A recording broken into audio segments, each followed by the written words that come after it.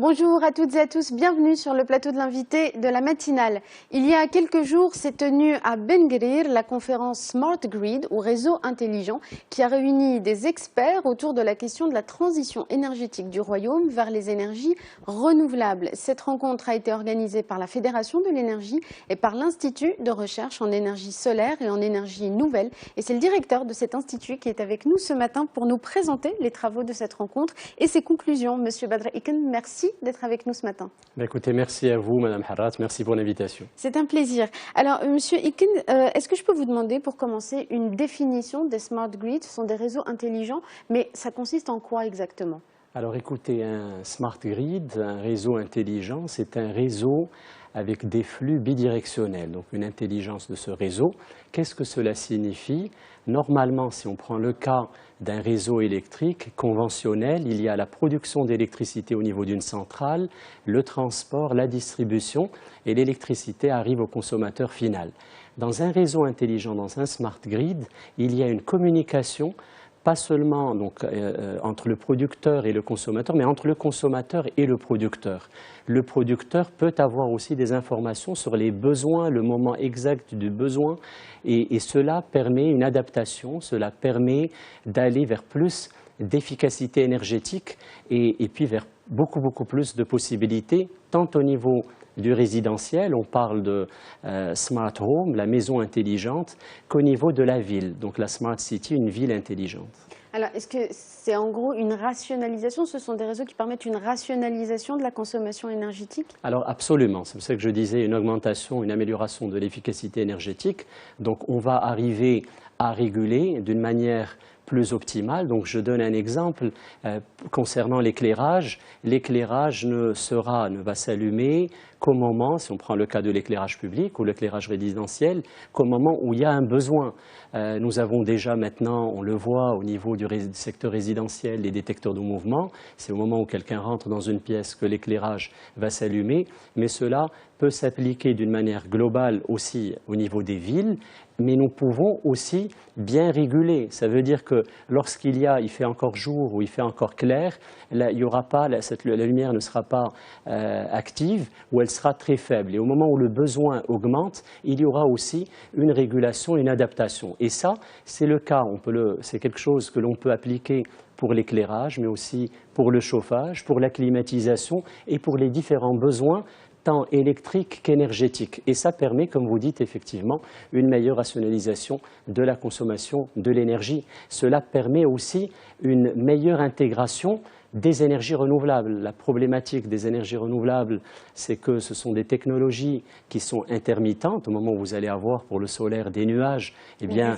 au moment où le vent va s'arrêter, on ne va pas produire d'électricité avec l'éolienne. Au moment où il y aurait des nuages, on ne va pas produire d'électricité avec des modules photovoltaïques. Et donc, le fait de pouvoir mieux gérer, d'avoir un réseau intelligent, ben, ça va vous permettre quand même d'avoir un taux d'intégration plus important et mieux gérer votre productible, la production par rapport aux besoins.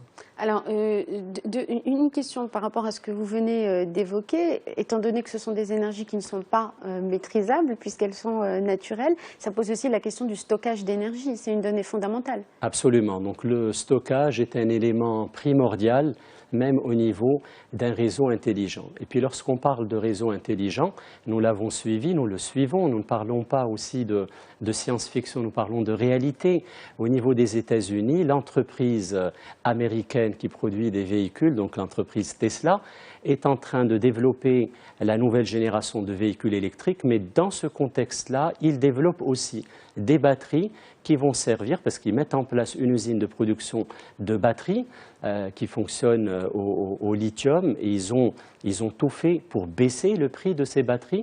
Ils vont les utiliser pour les véhicules, mais ils développent des solutions également pour le résidentiel et des solutions pour des projets de petite et de moyenne capacité, de projets de production d'énergie grâce à la technologie photovoltaïque, en rajoutant aussi un stockage à un prix qui est plus bas. Pour vous citer un exemple, nous avons traité de ce sujet la semaine dernière au niveau du workshop à Ben Guerir. Les prix du stockage, on était à des prix qui dépassaient les 1 000 $1000 le kilowattheure. Et aujourd'hui, grâce à cette avancée dans le secteur de l'automobile et du véhicule électrique, on descend à moins de $250 le kilowattheure. Donc ça va ouvrir des opportunités, absolument, des opportunités tant pour la mobilité électrique qui arrive très très vite. Il y a quelques semaines, j'étais en Corée et puis tous les constructeurs automobiles coréens, il y avait aussi plusieurs constructeurs chinois, sont en train de se positionner sur le véhicule électrique. C'est quelque chose qui va arriver très très vite. Et donc, cette avancée dans le secteur de l'automobile va permettre aussi la baisse des prix des batteries et cela va pouvoir être exploité aussi pour utiliser des énergies renouvelables, des technologies photovoltaïques, en pouvant aussi couvrir des heures de pointe ou couvrir et produire de l'électricité grâce au stockage le soir. Et cette combinaison va permettre aussi une meilleure gestion de l'énergie, parce qu'au moment où vous allez avoir un véhicule électrique, vous pouvez le connecter à votre maison et profiter aussi de l'électricité que vous avez au niveau de votre batterie ou stocker l'excédent. Alors, Monsieur Badr Iken, cette rencontre s'est faite à Ben Guerir, où un Green Park a été inauguré le 12 janvier dernier par le roi Mohamed VI pour un budget global de 210 millions de dirhams. Est-ce que vous pouvez nous dire un mot des différents projets et des phases de ce Green Park où la réflexion est menée à la fois sur le photovoltaïque, sur le solaire thermique? Est-ce que vous pouvez nous dire un mot de tout ce qui va se faire au niveau de ce Green Park? Écoutez, avec grand plaisir. Donc, l'objectif du Green Energy Park, c'était d'avoir une infrastructure de recherche vraiment qui allait consolider les liens entre les activités des universités, le monde universitaire et le monde socio-économique, les entreprises, les industries. Donc avoir une application directe. Absolument, et passer de la recherche à l'innovation. C'est ce qu'on fait au niveau du Green Energy Park. Donc nous avons tous les maillons de la chaîne de valeur de la recherche. Il y a des laboratoires de recherche de base où on mutualise, où il y a l'implication de presque toutes les universités marocaines et des partenaires étrangers. C'est important pour avoir aussi un transfert technologique. Et il y a aussi les autres maillons importants, donc les plateformes de prototypage, de caractérisation, les projets pilotes, donc des projets où on travaille sur l'exploitation et la maintenance. Ce sont des sujets qui intéressent aujourd'hui les entreprises et les industriels marocains qui veulent aussi travailler sur des systèmes et développer leur expertise. Donc on soutient les chercheurs et le monde socio-économique et comme vous avez cité, dans le domaine de la technologie photovoltaïque, donc le solaire photovoltaïque, les modules, et aussi dans le domaine du solaire thermique. Et le solaire thermique à concentration, c'est les technologies que le Maroc a commencé à installer au niveau de la grande centrale nord de Ouarzazate, les 3 tranches. La 4e tranche, c'est le photovoltaïque. Et donc, le photovoltaïque, c'est 10 projets au niveau du Green Park pour une enveloppe de 52 millions de dirhams. Absolument. Donc la partie photovoltaïque est une partie très très importante parce que elle offre un très très fort potentiel. Et pour nous, c'est l'opportunité de développer des systèmes et des solutions adaptées à nos conditions climatiques, donc les conditions climatiques marocaines et aussi les conditions climatiques continentales, semi-arides et arides.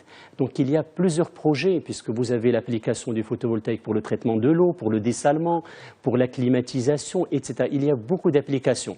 Maintenant, la deuxième phase, nous allons passer à une nouvelle plateforme de tests, de recherche et de formation qui s'appelle le Green and Smart Building Park. Donc nous avons profité de la rencontre de la semaine dernière, de profiter des institutionnels, des experts, des expériences nationales et aussi au niveau international pour aussi avoir une inspiration pour cette nouvelle plateforme qui va traiter des bâtiments verts, de l'efficacité énergétique dans le bâtiment et des réseaux intelligents sur les deux niveaux. Vous allez tester sur place une vraie habitation qui tienne compte pour avoir des vrais smart homes, comme vous disiez tout à l'heure, absolument, et voir leur application. Il nous reste une petite minute. Alors, ça ne sera pas que l'habitation. Il y aura des bâtiments, des laboratoires de recherche.